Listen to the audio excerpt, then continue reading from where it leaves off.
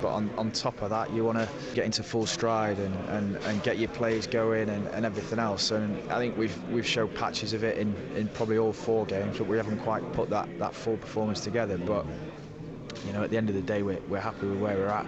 We know it's going to be a massive challenge this weekend, so we'll work hard this week to keep improving. The front centre, Fabrice Estebanez, will miss that match at Eden Park as well. He's been banned for 3 weeks. Carlos Tevez is due to meet with Manchester City officials today as the club investigate his alleged refusal to play against Bayern Munich last week. Harry Redknapp says Arsenal fans who chanted abuse at Emmanuel Adebayor during yesterday's North London derby need help and can't be right mentally. The chants related to the attack on the Togo team bus at the Africa Cup of Nations last year. Nottingham Forest chairman Nigel Dougherty says Steve McLaren's appointment was a poor decision on his behalf. The former England boss resigned after just 3.5 months in charge. He leaves the City ground without compensation. Everton's midfielder Tim Cahill has been ruled out of Australia's World Cup qualifiers against Malaysia and Oman. He's still struggling with an ankle injury. The IAAF are holding an evaluation meeting in London today to assess the candidacy for the 2017 World Athletics Championships, the only other candidate being Doha.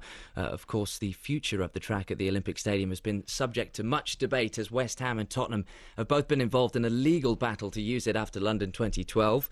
But the chairman of UK Athletics, Ed Warner, told 5 Live that will have no effect on the stadium's ability to host the championships. We'll be telling them there's no element of doubt, and we'll be doing that by the start of the visit, consisting of a meeting with Boris Johnson, Baroness Margaret Ford, who chairs the Olympic Park Legacy Company, and Hugh Robertson, the Sports Minister. And if it wasn't for the Tory party conference, we'd have David Cameron there as well, giving cast iron guarantees that the stadium will retain its running track. And the reason they can do that is that should Tottenham succeed in the High Court in a couple of weeks' time, all of the contingency plans the Legacy Company has involve retaining the running track. If they had to reopen the bidding process this time round, they'll insist that the full athletics facility remains.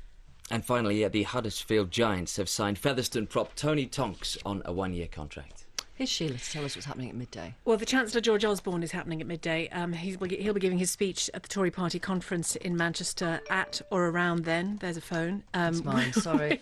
We'll take it live, just like we took that live. I'll be talking to John Pienaar and we'll have analysis after 1 o'clock as well. The sports team are in, as it's Monday. I'll have with me Roger Utley, former England and British Lions captain, coach and manager. And also, I'm told, where are you going, Will Perry? Will Perry's games teacher. He used to coach me rugby. He did, yeah. Roger Utley, we have Lions captain, England's captain, but less importantly, my rugby coach. Well, it's important to us. We have some questions about that for him and a little surprise for you as well. So I look forward to that. And I'll also have with me John Cross, football writer with The Mirror. And I'll be asking at what age children should be allowed to leave school. The former head of Ofsted, I should say, says 14. What do you say? 85058. Thank you very much. It's nearly 25 to 12. It's the Monday Music Review. Last year, Marina and the Diamonds came on the programme when the year was just about to explode for her. She had a number 5 album with her debut, The Family Jewels, and was named Best New UK and Ireland Act at MTV's European Music Awards. And she's back again today, and you look totally different. I did not recognise you when you walked in. Really? Yes, you have... Have you got grey hair? Yeah. Why? What's happened? It's been a hard year, you know. Yeah, it's been a really long year. I don't know. I just wanted it to be silver, so it is. Okay. Well, that's why I didn't recognise you. Anyway, here's the big single that many will remember from that album, Hollywood.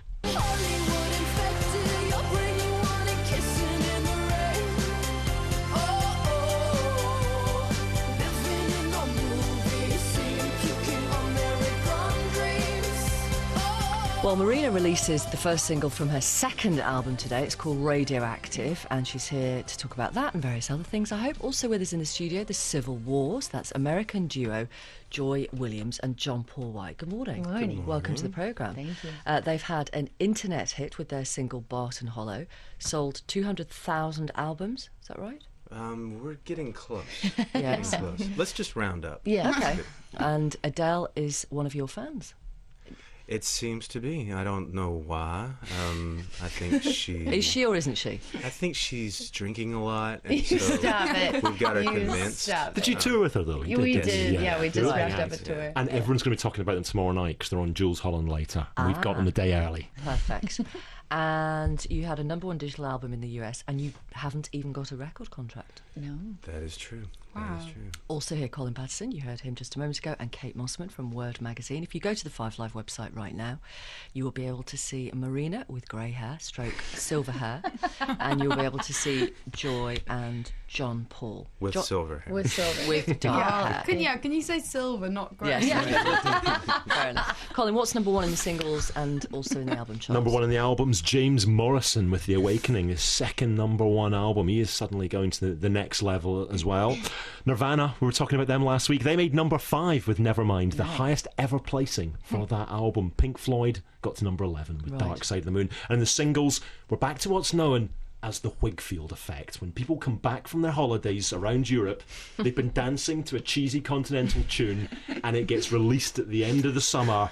Number 1, Spain's Sack Knoll with Loca People. I think Sack Knoll sounds like something Liam Gallagher would want to say, actually. What was the Whigfield tune? Remind me. Saturday Night. Oh, da-da-da-da. Yes, exactly. Right, let's talk about Radioactive, which is Marina's official single release from her second album. It's on Radio 1's playlist, which is obviously a very good thing. Yes. Yeah, because Thank you, week Radio after 1. week we talk about singles that are really good and how difficult it is to get on that playlist. I mean, when you find that out, do you think, okay, I'm going to be fine with this single then? Oh, I'm never. No, I never think I'm fine. Every morning is torment. Is it? Yeah, I wake up and the first thing I think is, what am I going to do wrong? Seriously? Yeah, I mean, You don't. You're full of confidence. And... no, that's all a lie. Okay, that's the front, is it? But I'm very grateful because yesterday it was released, and my fans are incredibly loyal, and I think it's at 26 on iTunes on the first day of release, so very, very happy. You've been releasing a couple of things earlier as well, a couple of videos on YouTube as well over the summer. Well, kind of. I've got this idea for my second album. I want it to be like a film. So I'm not really focusing on singles as much as I did on the first campaign. So I've got part 1 and part 2 out now. Part 3 will come in November, and don't know whether it will even be a music video. I really love having a cinematic aspect to my work. So. I was quite interested in this idea. There's a character called Electro Heart, isn't there, that you've created? It's called Electro Heart, and it focuses on American archetypes. So I'm exploring that. I kind of love questioning identity and illusion, especially in pop music. So that's what the album's going to be about. Yeah, there's almost an expectation of that now as well, because Lady Gaga has so many characters, and it's almost this kind of shape-shifting thing is what you have to do in pop. So maybe do you think that's inspired this in some way? That sort of... I don't know. I would like to say no, but if Lady Gaga had never existed, maybe I wouldn't have come up with a concept. You don't know. It's just you kind of respond to, pop culture, I suppose, and are inspired by different things. Yeah. Okay, well, let's have a listen to a bit of Radioactive. Lying on a fake beach, you'll never get a tan. Baby, I'm gonna leave you drowning until you reach for my hand. In the night, your heart is full, and by the morning, empty.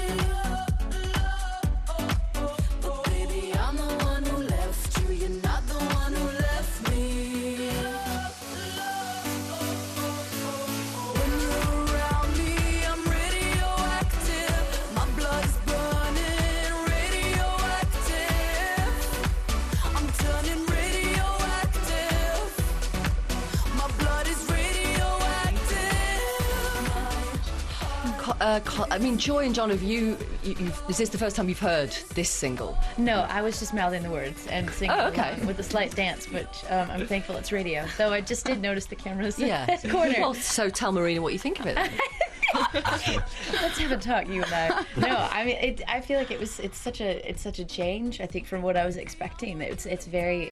You and I were talking before this whole thing started backstage. Just that it's a little bit, it has more of a club dance feel to it, and that you wanted to play around with. A lot of the dance club songs have like getting drunk at the bar and blah blah blah. But you wanted to actually tackle something, and I like how much spunk is in it. You're kind of taking a piss at somebody, I think. Is that right? Is that accurate though? Yeah, definitely. It's quite a spiky song. It's well, I don't know. I've always been very open about how I feel about pop music, and I think it's much easier to criticise about so-called generic music with not having a foot in that ring. So, you know, this year I've really tried a lot of different things and worked with lots of inspiring people, and I wanted to do my take on a genre that's very popular at the moment, which is dance music. You're saying you're working with people. It was Stargate. You went Yes. to work with. I once went to Trondheim actually to Oh, do did to interview you? them. They were mixing They're blues lovely. Flyby 2 when I was there. Very strange. But they have done some really classic pop singles over the years. They did S Club Party. They Yeah. did Beautiful Liar, Shakira. They did Rihanna. They did Rude Boy. Let's forget they did Day and No Night way. for Billie Piper. I was wanting to say, how different has the song ended up from when you wrote it in your head to when you heard it on the radio? How much did it change? Hugely, actually, and it was within one day it changed, because I wrote it to, I would say, kind of a guitar pop track, and then they got this track from a producer called DJ Chucky, and it was much more of a house dance track, and they put it underneath it, and it was a hard moment for me, because I was like, wow, it's like, this is very different to what I would usually do. But the song really came alive, and I thought, you know what, you have to go with what is the best energy. So I went for that. And What do you think, Kate? I like it. Is this going to be representative of all the stuff on the album then, or is this one side Well, of Electro Heart? No, it's actually, I like being contrary, and I think if you're going to make a jump, you should really go for it. So I've actually gone with this single on purpose, because it's like the one extreme of the album. The whole It's quite album a brave thing to do, I think. it's much more of a pop electro album, and it's more in the vein of Fear and Loathing, which is part one. But I think, yeah, you should go for like the most scary song first, and if people still like you, then it's like, well, it's only up from here. I think it's made a lot of sense, because the last album sold a lot over a long time without having you're the right. real breakthrough single. You're I think right. this is the kind of song that radio will get behind and play, and maybe give you that single. I'm going to ask a question I don't think I've asked since I asked the Soup Dragons in about 1990. Has there always been a dance element to your music? No, but there's always been a very strong pop element, and I really appreciate pop culture, and I'm never been shy about my ambitions. So, no, there hasn't. Okay, well, let's move on then. John, what did you think of it? Do you want to tell Marina? I really enjoyed it. It's a genre of music that isn't as common back home in the States, especially in the South. You know, dance-related music. So, but it'd be on really heavy rotation in my house. Oh, would it? I can imagine me dancing around the house with my children. I love the line, lying on a fake beach, you'll never get a tan. That's my slogan. It suggests there's depth in that line, I'm going to think. Well, Oh, sorry. yeah, I was go gonna interrupt on. there. I was interrupting. I was going to ask one question about an issue at the moment. You're saying how the album's about deals with sexuality and sort of feminism. What did you make as a female pop star of Rihanna getting her top off in a field in Northern Ireland last week? Does that disappoint you? Is it interesting?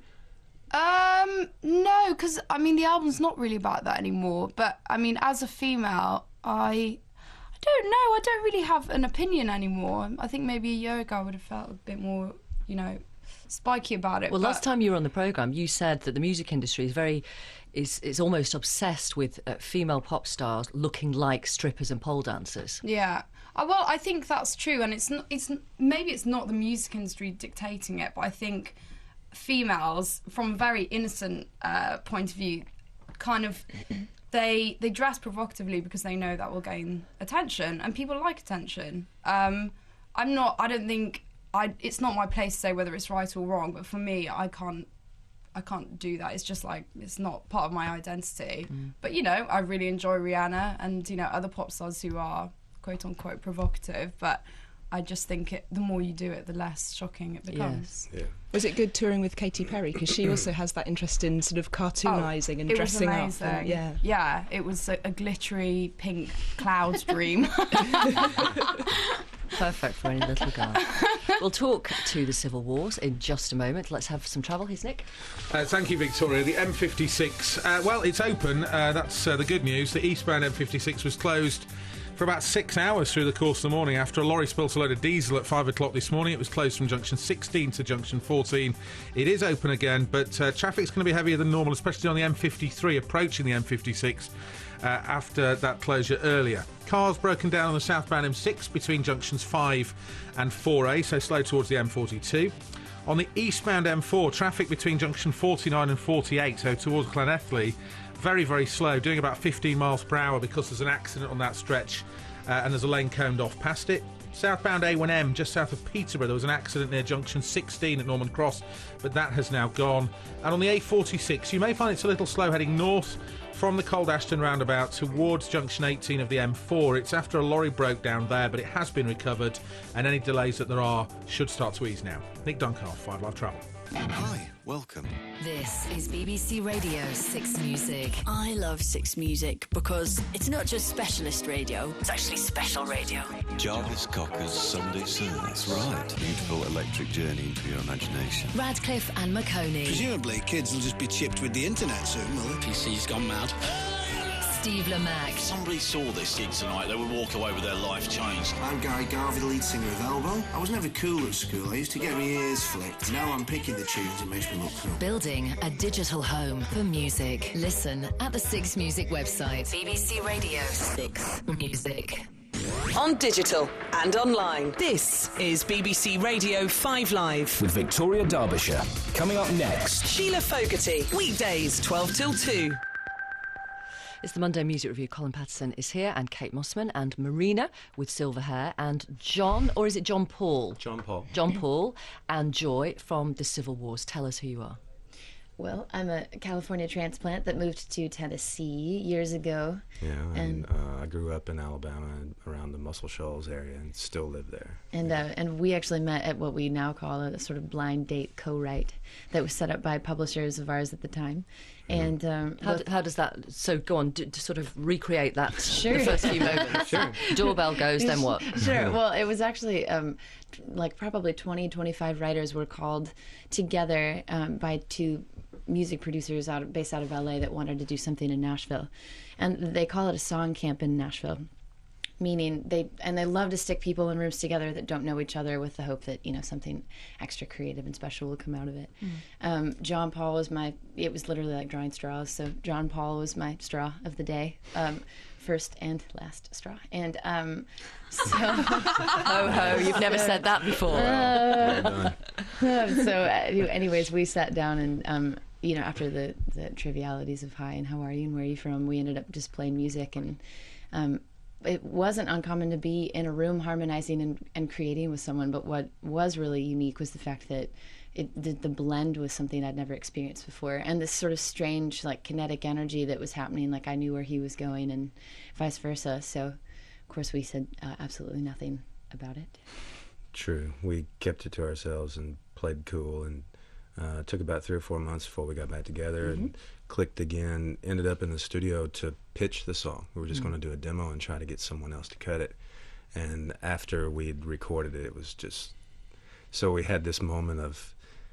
I felt like I was in high school again. I was like kicking the stone on the floor. Like, I don't know what you're doing for the next 25 years. What are you doing with the rest of my life? I've got this guitar, and you're probably not into it. You know? That's exactly how it felt, because... Is this just a professional relationship? Yes. Yes. Yes. Okay. We're both married, but to other people. Fine. Yes, happily as well. So I just assumed she's not going to be into it. We'd had long conversations about how we were really burnt out from being solo artists and weren't sure what we wanted to do with our lives, if we just wanted to write songs for a living. And had absolutely no ideas of wanting to do anything collaborative with anybody, a band or anything, because I'd done that, had no intentions of doing that. And so it just became something we couldn't not do. Ooh. I think we should let listeners hear the music. I like the energy from the conversation. Let's hear the music. I'm entranced.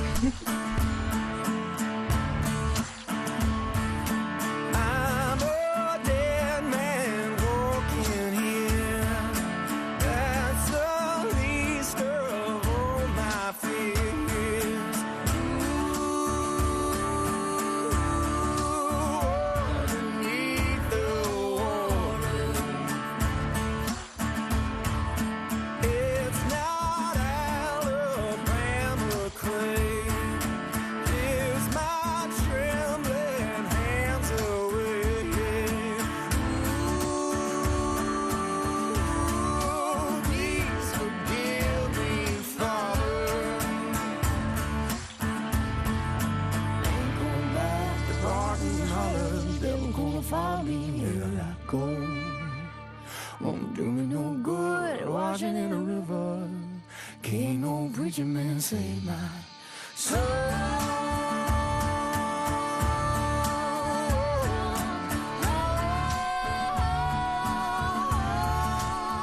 Paul in London says, I saw the Civil Wars supporting Adele. It's brilliant music. Caroline says, I saw the Civil Wars in the Union Chapel in London last Tuesday. Wonderful and such a great atmosphere. What do you think of the music, Kate? It's quite ravishing. Yes. And That's it's a perfect adjective. It really is. It's sort of it's got that sort of swamp element as well. When it's funny, whenever you're talking about American music in England, you use all these kind of cliches to describe it. But for us, it conjures up sort of, you know, marshes and swamps and Louisiana and crocodiles and all this kind of stuff.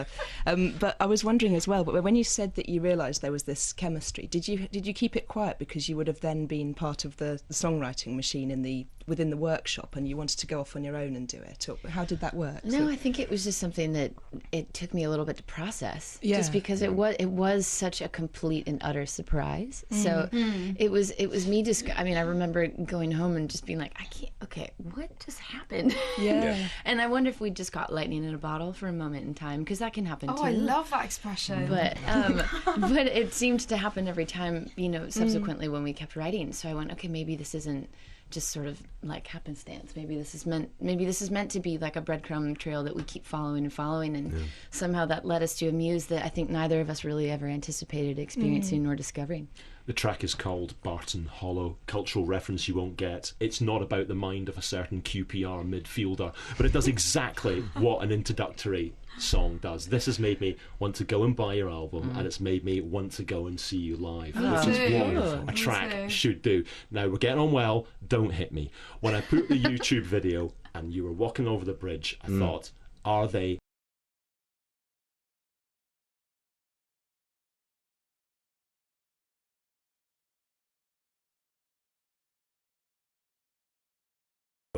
just because we're a male of allusions to other male-female duos, just because we're a male female. Yeah, exactly. It's not like you I sound. definitely see where you're coming from, and but usually after, you know, hopefully after a little bit of time with the music, all that kind of fades away, because if you listen to the record, there's probably no similarities to. And they've split up now anyway, so there's a gap in the market. I know. Last one for me. Tomorrow you are on Jules Holland later. Yes. Do you know how important that show can be to bands? Yes. I have watched that show for years. Same You can get it over in the States, but you just have to kind of know where to find it. But I've watched that show for years and been blown away by the people. We were just on saying there. outside, I was saying it's like Letterman. They're going, it's bigger It's than bigger Letterman. than Letterman. I think it is. I think Yeah. it's more. There's a lot more impact worldwide to that show. Yeah, and I think so. so it was a bucket list thing for us when we first got together. We were, you know, listing things that we'd love to point toward, and it was definitely one of the top of the list. So we're freaking out a little bit. I think these couples bands are so brilliant as well, because there's such a kind of mystery about it, and there's a big tradition obviously in America of, you know, you have sort of Johnny and June and Porter Wagner and Dolly and all that kind of thing. Those are good names. Yeah, here we had Eurythmics, which wasn't quite the same mystery. I about actually it. really loved it. I grew up on that. A great band, but you didn't imagine that they were really a couple. Whereas with you two, there's that kind of element until you find out that you're married to other people. Like, oh, you know, all the chemistry. Well, you can and tell stuff. with the music that you have really good dynamics with your voice, and that only happens, I think, when two people are really connected in some way. Yeah. It was like she said earlier, when we started singing, it was like we'd always been doing it. It was like, I don't know what I think about destiny or past lives or any of that stuff, but this has made me question, you know, my doubts. Really? Which makes no sense. Question my doubts. I doubt my doubts. Doubt my doubts. Because it feels like, you know, the familial thing where you'd been singing with your brother or your sister your entire life, so you kind of know where to go, and the intonation is the same, and the vibrato is the same, everything. It was instant, and we'd sung with people all our lives, you know, in bands or in collaborative ways, and this was just totally different. Okay, listen, we've got a few minutes before the end of the programme, and we want to talk about the Feist album, do we not? Yeah, Feist, part of a Canadian indie outfit called Broken Social Scene, but she also made solo albums at the same time, a bit like Rod Stewart when he was in the Faces. 4 years since her last album. That's a full Rugby World Cup ago, and it was the reminder. And it went massive due to 1, 2, 3, 4 being used in the iPod Nano advert. There were Grammy nominations, Brit nominations. More importantly, she was invited onto Sesame Street to teach Elmo how to count 1, 2, 3, 4. Now she's back. This time she could give them up. It's a chemistry lesson because the album is Metals. When you comfort me, it doesn't bring me comfort actually. When you comfort me, I know we don't need to go from good to worse. Living in the past begins to end in first. All I want is a horizon line. Get some clarity following signs. Roots and lies, roots and lies. Our family tree is old. From there we climb the golden hill. What do you think, Kate? I love it. It's a very delicate, sort of spectral record. It takes a long time to get to know this. You need good headphones. You need to not be driving in traffic. It's a brave album as well because she hasn't done anything for 4 years, and I think she's one of these people that's embraced the idea of being used on an advert to enable her to pursue her own independent career at the same time with that. It obviously gave her the revenue to break off for as long as she needed and to do something like this, which is very intelligent music, I think. What do you think? I listened to as much as I could yesterday, and I'm a huge fan of her, and The Reminder is one of my all-time favorite records. So, I'm a fan of what she does. I think it's definitely, like you said, it's a tall glass of red wine and a sunset kind of record. Yeah, she can do no wrong in our eyes. We're huge fans. We love everything she does. Marina, do you like it? I wasn't given the link to this last night. Give us your first impression. Sorry, it's our fault. Your first impression. But my first impression, actually, her voice, even though it can't really improve much more, it has again dynamics. It's like it's definitely improved a lot. Yeah, that she can do no wrong. Yeah. She just seems to kind of shrug these songs off. She has these lovely melodies and just goes, yeah, whatever. Oh, what? Five tracks in, I was thinking, this is fantastic. This is wonderful, atmospheric, a real sense of space in the songs, which actually reminded me a bit of the Cowboy Junkies from back in the day. Sort of intelligent, emotional music. By about track 8, Anti-Pioneer, I was thinking, it could do with a few more tunes. And by the end, I was thinking, iPod Nano are not going to license any of these, but I've been listening to it again and again, and it's one of these albums that really does repay real hidden depths. I think it really works as an album, and come the end of the year, it's going to be in a lot of the best albums of the year lists, especially in Canada. Dave in Lee says, saw the Civil Wars last week at Union Chapel. Best gig stop ever. Full stop. Aww. Thank you very much for coming on the programme. Thank you. Marina, very nice to see you again. Much. Thank you, Kate. Thank you. And Colin, as always.